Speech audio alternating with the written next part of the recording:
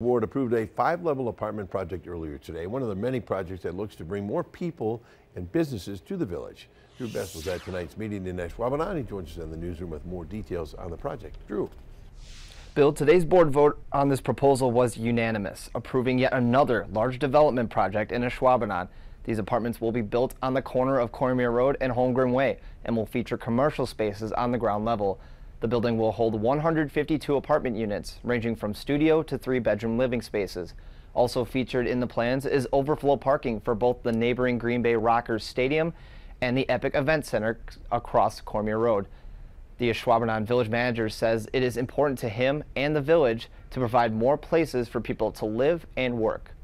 I think everyone is feeling the housing crunch. The more units you can build and construct and provide, the more supply is brought into the market, and hopefully that helps control and keep costs at a reasonable, affordable level.